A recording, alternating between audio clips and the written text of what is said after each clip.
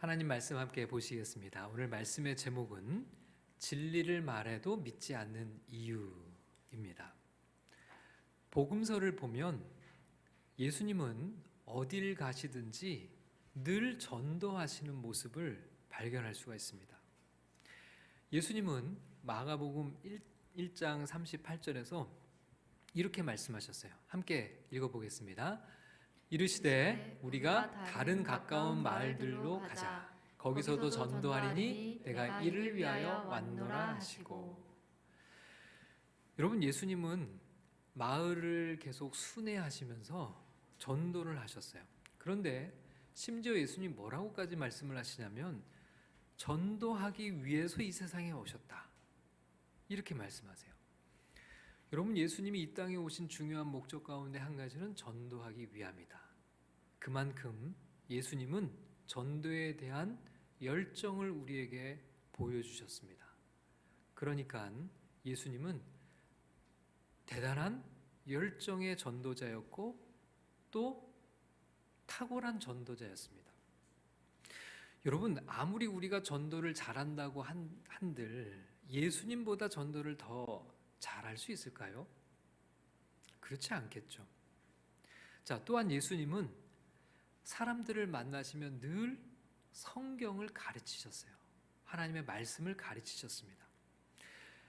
사람들은 예수님의 가르침에 매우 놀라는 장면들을 성경은 기록하고 있는데요. 마가복음 1장 22절 말씀에 이런 기록이 있어요. 자, 같이 읽어보겠습니다.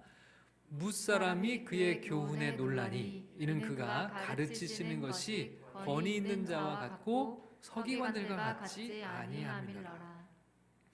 예수님은 훌륭한 성경 교사였습니다. 말씀의 교사였어요. 예수님 자신이 바로 말씀이셨죠. 그러니 예수님보다 하나님의 말씀을 더 잘 가르치는 사람이 과연 있을까요? 그렇지 않을 거예요. 예수님은 탁월한 훌륭한 말씀의 교사였습니다. 또한 예수님은 위대한 설교자이기도 했습니다. 이스라엘 곳곳을 다니면서 복음을 선포하셨어요. 여러분, 설교는 토론의 시간도 아니고 또 강의도 아닙니다. 설교는 말씀을 선포하는 거예요. 자, 누가복음 8장 1절 말씀 함께 읽겠습니다. 시작. 그 후에 예수께서 각 성과 마을에 두루 다니시며 하나님의 나라를 선포하시며 그 복음을 전하실새 12제자가 함께하였고. 여기서 하나님 나라를 선포하시다는 것이 바로 예수님이 설교를 하신 겁니다. 이렇게 예수님께서 복음을 선포하시면 많은 무리가 모여들어 예수님의 설교를 들었어요. 여러분, 예수님보다 더 설교를 잘하는 사람이 있을까요? 예수님은 복음에 능력을 담아 선포하신 훌륭한 설교자셨어요. 여러분, 예수님은 그 누구보다도 열심히 전도하시고 성경을 가르치시고 설교에 힘쓰셨는데요. 그러면 예수님께 이 직접적으로 전도를 받고 예수님으로부터 직접 성경을 배우고 직접 그 선포하시는 설교를 들은 사람들이면 우리 생각은 어때요? 그렇다면 다 예수님을 믿고 변화되고 구원받아야 마땅하지 않을까요? 그런 기대를 우리는 하지 않습니까? 그런데 성경을 보면 실제로는 그렇지가 않았어요. 예수님께서 이렇게 열심히 복음을 전하셨지만 사람들의 반응은 의외입니다. 예상 외로 사람들이 예수님을 잘 믿지를 않아요. 자, 요한복음 6장 66절에는 이런 구절까지 있는데요. 자, 66절을 같이 읽어보겠습니다. 시작. 그때부터 그의 제자 중에서 많은 사람이 떠나가고 다시 그와 함께 다니지 아니하더라. 자, 예수님의 제자들조차 그냥 무리들이 아니었어요. 예수님의 제자들조차 예수님의 가르침이 어렵다며 떠나갑니다. 자, 여기 보니까 제자 중에서 많은 사람이, 소수도 아니었어요. 제자 중에서 많은 사람이 예수님을 떠나가고 다시는 예수님과 함께 다니지 않더라, 이렇게 성경이 말씀하고 있어요. 여러분, 이렇게 탁월한 설교자요, 전도자요, 그리고 말씀의 교사인 예수님이 말씀을, 진리를 말씀하시는데도 불구하고 이렇게 사람들이 잘 믿지 않았던 이유가 과연 뭘까요? 여러분, 예수님보다 더 잘 가르칠 수 있는 사람도 없는데, 예수님보다 더 탁월한 설교자도 없는데, 진리를 말해도 이렇게 사람들이 믿지 않는다면 도대체 누가 예수를 믿을 수 있는단 말인가요? 여러분, 오늘 본문을 보면 이렇게 진리를 말함에도 불구하고 예수를 믿지 않는 이유에 대해서 예수님이 말씀을 해주십니다. 자, 진리를 말해도 사람들이 믿지 않는 이유, 그 이유가 뭘까요? 역설적이게도 진리를 말하기 때문이라고 예수님이 지적하셨어요. 여러분, 참 이해하기 어려운 말이죠. 진리를 안 믿는 이유가 진리를 말하기 때문이라는 거예요. 여러분, 45절 말씀을 함께 읽겠습니다. 자, 시작. 내가 진리를 말함으로 너희가 나를 믿지 아니하는도다. 여러분, 사람들이 예수를 믿지 않는 이유가 예수님께서 진리를 말씀하기 때문이라는 거예요. 여러분, 예수님의 이런 말씀은 우리의 생각을 완전히 뒤집어 놓습니다. 우리는 당연히 진리를 말하면 사람들이 믿을 거라고 생각을 하죠. 근데 예수님은 그게 아니라고 얘기를 해요. 오히려 진리를 말하기 때문에 더 안 믿는다는 겁니다. 여러분, 도대체 이게 무슨 말씀인가요? 사람들이 예수님을 믿지 않는 이유가 진리를 말씀하기 때문이라는 것. 자, 그렇다면요, 사람들은 진리가 아니라 무엇을 더 잘 믿는다는 이야기입니까? 진리가 아니라 거짓을 더 잘 믿는다는 거예요. 거짓에 더 쉽게 속아 넘어간다는 겁니다. 하나님께서 아담을 창조하시고 에덴 동산에 두시면서 이렇게 말씀하셨어요. 창세기 2장 17절 말씀 함께 읽겠습니다. 선악을 알게 하는 나무의 열매는 먹지 말라. 내가 먹는 날에는 반드시 죽으리라 하시니라. 여러분, 이것은 하나님의 말씀이고 진리입니다. 하나님께서 분명하게 진리를 말씀하시죠. 뭐라고 말씀하셨습니까? 선악을 알게 하는 나무의 열매는 먹지 말라. 내가 먹는 날에는 어떻게 된다고요? 반드시 죽으리라. 이렇게 말씀하셨어요. 자, 그런데 뱀이 와서 거짓말을 해요. 창세기 3장 4절 말씀을 읽겠습니다. 시작. 뱀이 여자에게 이르되 너희가 결코 죽지 아니하리라. 자, 여기 보니까 하나님께서는 반드시 죽으리라. 선악을 알게 하는 나무를 먹으면 반드시 죽으리라. 그런데 뱀은 결코 죽지 아니하리라. 여러분, 여기에 상반된 두 이야기가 있어요. 여러분, 여기에서 진리가 뭡니까? 하나님의 말씀. 그 말씀을 어기면 반드시 죽는다. 이것이 진리죠. 근데 뱀이 와서 거짓을 이야기합니다. 결코 죽지 않는다. 근데 여러분, 하나는 진리가 있고 하나는 거짓이 있는데 최초의 인간인 아담은 무엇을 선택했습니까? 거짓에 속았죠. 여러분, 이게 비단 아담의 이야기만일까요? 우리 인간은요, 거짓에 쉽게 속습니다. 너무 쉽게 거짓을 믿어요. 그 말을 따라가죠. 오늘날 사람들 사이에서 가장 널리 퍼지고 있는 믿음이 뭘까요? 그건 무신론이에요. 가장 빠르게 성장하는 종교를 들라면 무신론입니다. 무신론은 뭔가요? 신은 없다. 인간은 그냥 물질적인 존재다. 영혼이라는 것은 없다. 정신도 뇌의 작용이다. 그래서 인간이 죽으면 다 끝이 나고 만다. 우주는 우연히 탄생했고 우연히 존재하고 있다. 생명도 우연히 발생했고 모든 것이 우연히 우연이다. 그리고 죽으면 다 끝이 난다. 여러분, 이렇게 믿고 사는 사람들이 다수가 있습니다. 근데 여러분, 또 한편의 이야기가 있죠. 성경은 뭐라고 말씀합니까? 하나님이 계신다. 인간은 영혼을 가진 존재이다. 우주는 우연히 존재하는 것이 아니라 하나님이 창조하셨다. 생명도 저절로 발생한 것이 아니라 하나님이 생명을 만드시고 영을 불어넣으셨다. 이 세상 모든 것은 하나님의 계획과 섭리 가운데 유지되고 있는 것이다. 죽음은 끝이 아니라 영원한 삶의 시작이다. 여러분, 지금 여기에 상반된 두 개의 이야기가 있습니다.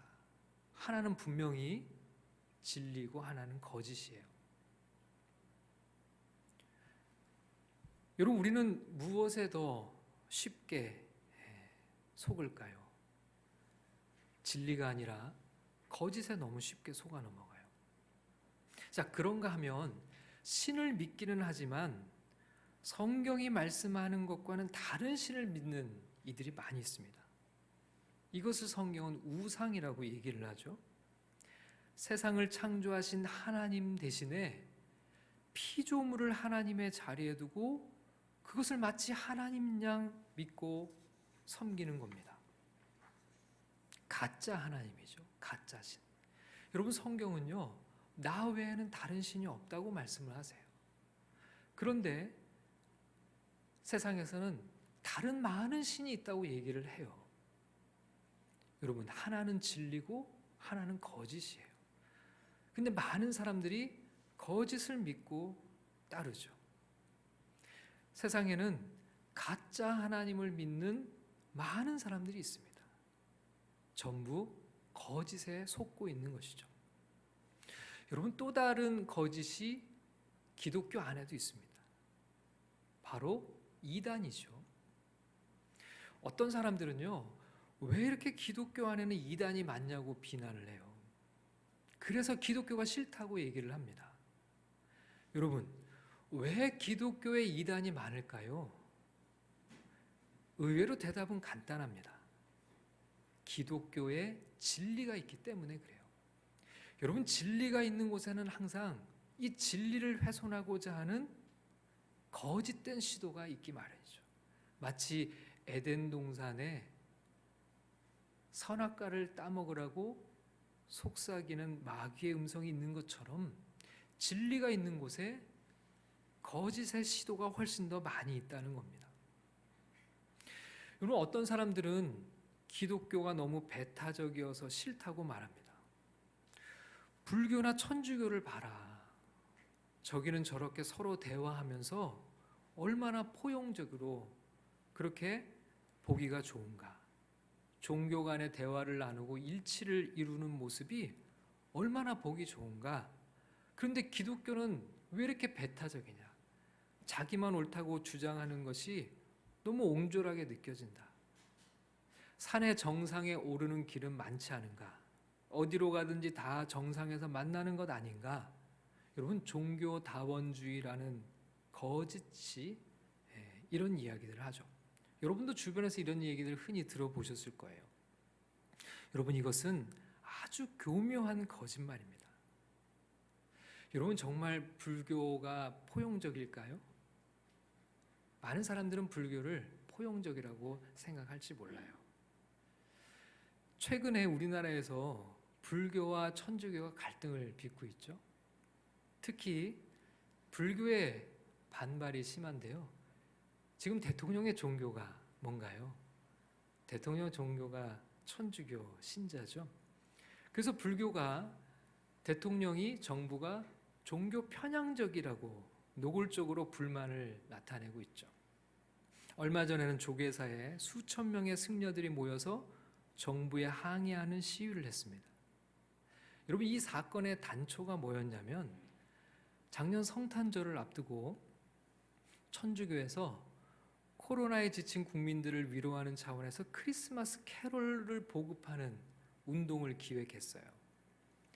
요즘에는 성탄절에도 캐롤을 많이 들을 수가 없는데요. 그 이유 중에 하나가 저작권료 문제 때문에 그렇다고 그래요.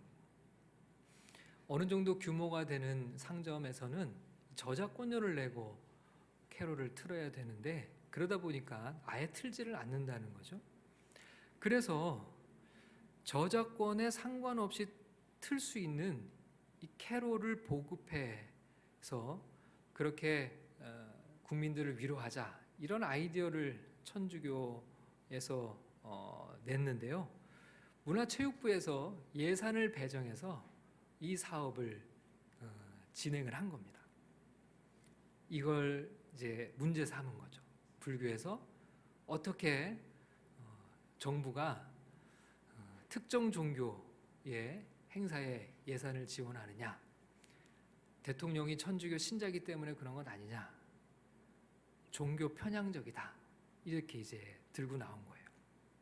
거기다 얼마 전에 여당 의원의 발언도 한 몫을 했죠. 유명 사찰들이 등산객에게 문화재 관람료를 징수하는 걸 통행세라고 표현했어요. 그래서 통행세 폐지를 주장했다가 불을 지핀 거죠. 여러분, 그런데 한번 생각해 볼까요? 스스로를 포용적이라고 하는 종교가 종교 편향을 이야기하는 것은 앞뒤가 전혀 맞지를 않아요. 아무튼 그동안 불교와 천주교는 서로 사이가 참 좋았는데요. 요즘 묘한 갈등에 그 사이에 흐르고 있습니다. 사이가 별로 좋지 않은 듯해요. 여러분, 이렇게 현상적으로 드러난 것 외에도 포용적이라거나 배타적이라는 것에 대해 우리는 좀 더 깊이 생각해 볼 필요가 있습니다. C.S. 루이스라는 기독교 변증가는 순전한 기독교라는 책에서 포용적인 진리라는 것의 허구성을 적나라하게 지적하는데요. 포용적인 진리라는 것보다 더 거짓된 주장이 없다는 겁니다. 왜 그런가 하면 여러분, 진리는 반드시 진리라고 하는 속성 자체는 배타적일 수밖에 없다는 거예요. 여러분, 거짓까지 전부 포용하는 진리라고 하는 것이 있을 수 있을까요? 그것은 진리가 아니라 거짓이죠. 여러분, 진리는 항상 거짓에 대해서 배타적이어야 합니다. 그래서 진리는 그 자체가 배타적인 속성을 가지고 있어요. 거짓에 배타적이어야 진리라는 것이죠.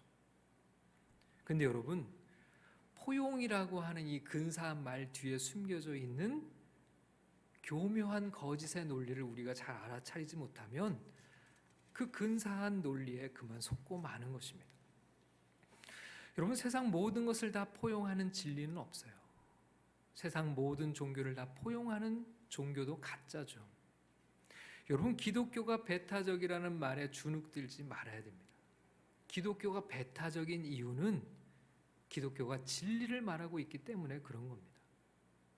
진리를 말하기 때문에 오히려 사람들이 기독교를 믿지 않는다는 이 사실을 예수님이 우리에게 지적하고 있는 거예요. 우리가 진리를 말한다고 해서 세상 모든 사람들이 우리가 전하는 진리를 믿을 거라고 하는 생각은 현실적이지 않다는 겁니다. 자, 두 번째, 진리를 말해도 믿지 않는 이유, 거짓의 영, 마귀라는 존재 때문에 그렇습니다. 자, 43절을 읽겠습니다. 시작. 어찌하여 내 말을 깨닫지 못하느냐? 이는 내 말을 들을 줄 알지 못함이로다. 예수님께서 진리를 말씀하시는데 사람들이 깨닫지를 못해요. 진리를 들을 줄 모른다, 이렇게 말씀을 하세요. 진리를 받아들이지를 못하는 거예요. 자, 이유가 뭘까요? 자, 그 뒤에 보면 어떤 영적인 존재가 있다는 것을 예수님이 말씀하세요. 44절을 읽겠습니다. 시작. 너희는 너희 아비 마귀에게서 났으니 너희 아비의 욕심대로 너희도 행하고자 하느니라. 그는 처음부터 살인한 자요, 진리가 그 속에 없으므로 진리에 서지 못하고 거짓을 말할 때마다 제 것으로 말하나니 이는 그가 거짓말쟁이요 거짓의 아비가 되었습니다. 예수님께서 마귀라는 한 영적 실체를 아주 분명하게 말씀해 주세요. 여러분, 마귀 속에는 무엇이 없다고요? 진리가 없다고 그랬습니다. 여러분, 하나님 안에는 뭐가 없을까요? 거짓이 없어요. 그런데 마귀 안에는 진리가 없다. 그리고 마귀는 거짓의 아비라고 그랬습니다. 여러분, 이 세상 모든 거짓의 기원이 어디인가를 우리는 여기서 발견하게 됩니다. 마귀에서 출발하는 것이죠. 여러분, 마귀가 늘 하는 일이 바로 이것입니다.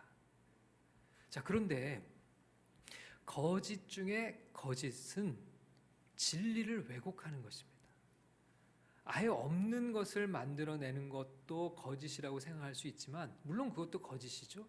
그런데 마귀가 하는 거짓의 본질적인 초점은 어디 있냐면, 결국 하나님의 진리를 교묘하게 왜곡해서 그 진리를 바꾸는 것, 이것이 마귀가 하는 거짓의 본성입니다. 그리고 또 예수님이 이렇게 말씀하세요. 마귀를 처음부터 살인한 자라고 했습니다.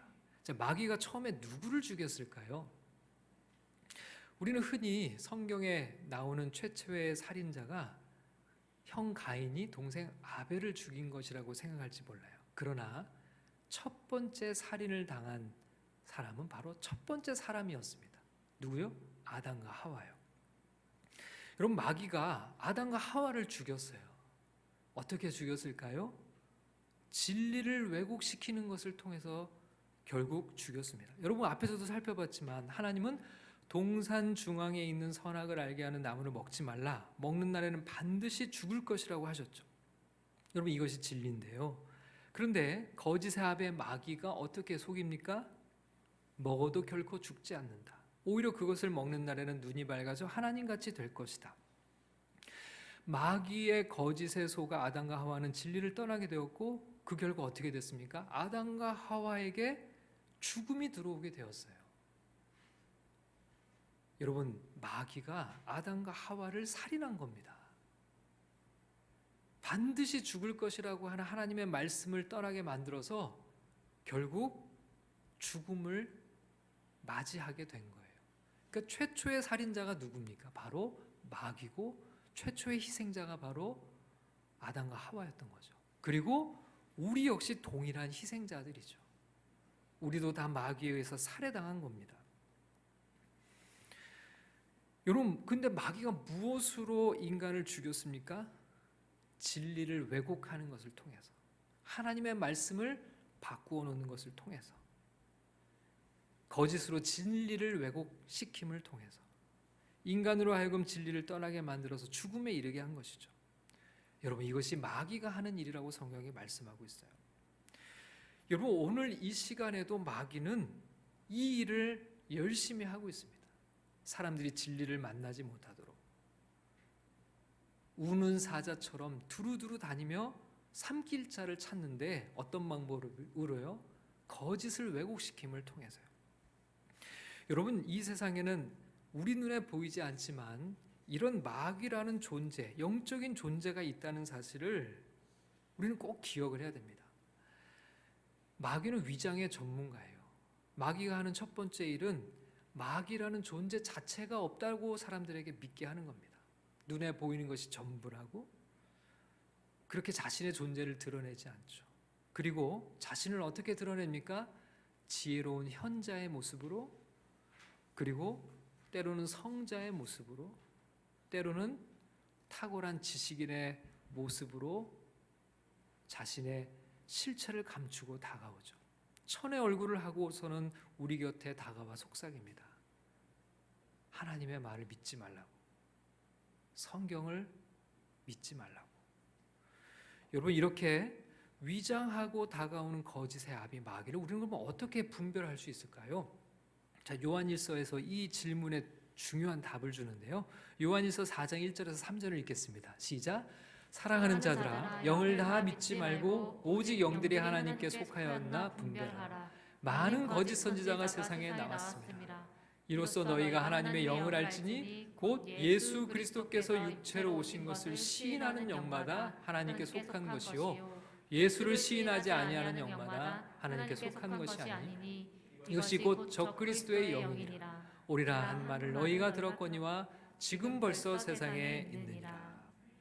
여러분, 예수님 예수님의 육체로 우리 가운데 오셨다는 것을 시인하는가 부인하는가? 이런 마귀가 우리에게 거짓된 가르침을 주는 가장 중요한 이유가 바로 이제 여기 있는 거죠. 예수를 부인하게끔, 예수를 믿지 못하게끔. 적그리스도의 영은 우리가 그렇게 분별할 수 있다는 겁니다. 아무리 그럴듯하게 보이고 인자해 보이고 너그러운 표정을 가지고 말해도 예수를 부인하는 영은 그 배후에 거짓의 아비 마귀가 자리 잡고 있는 것입니다. 예수를 하나님의 아들이요 우리를 구원할 그리스도로 인정하는가를 보고 우리는 분별할 수 있는 거죠. 자, 그러면 마지막으로 이제 한 가지 생각할 것이 있습니다. 진리를 말해도 믿지 않는 이런 이유들이 있는데요. 그러면 우리가 그 진리를 믿는 이유는 무엇입니까? 도대체 우리는 어떻게 이 진리를 믿게 된 것이죠? 그것도 참 이해하기 어려운 문제죠. 자, 47절을 함께 읽겠습니다. 시작. 하나님께 속한 자는 하나님의 말씀을 듣나니 너희가 듣지 아니함은 하나님께 속하지 아니하였음이로다. 우리가 하나님의 말씀, 진리를 믿게 된 이유가 여기 나와요. 우리가 하나님께 속한 자들이라고 말씀하고 있습니다. 자, 그러면요, 우리가 어떻게 하나님께 속한 자들이 되었습니까? 우리가 어떤 이유로 하나님께 속한 자가 되었나요? 우리 안에서 아무리 찾아도 답을 찾을 수가 없어요. 그래서 바로 하나님의 은혜라는 거죠. 우리는 어떻게 이 진리 안에 거하게 되었는가? 어떻게 예수를 알고 믿고 따르게 되었는가? 우리는 어떻게 이 진리가 믿어지고 이 진리가 깨달아지는가? 무엇으로도 우리 안에서 그 이유를 찾을 수가 없어요. 그래서 우리가 하나님께 속한 이 모든 것이 하나님의 은혜라고 고백하지 않을 수가 없는 거죠. 그 어떤 다른 답을 할 수가 없기 때문에 그렇죠. 여러분, 우리는 진리를 소유한 자들입니다. 진리를 부끄러워하지 말아야죠. 진리를 전해야 합니다. 그러나 진리를 전하면서 실망하지 말아야 됩니다. 진리를 전한다고 사람들이 그 진리를 다 받아들이지 않아요. 오히려 진리를 전하기 때문에 믿지 않는 사람들이 있습니다. 진리를 말하기 때문에 싫어하는 사람들이 있고요. 진리를 이야기하기 때문에 미움을 받을 수도 있어요. 왜요?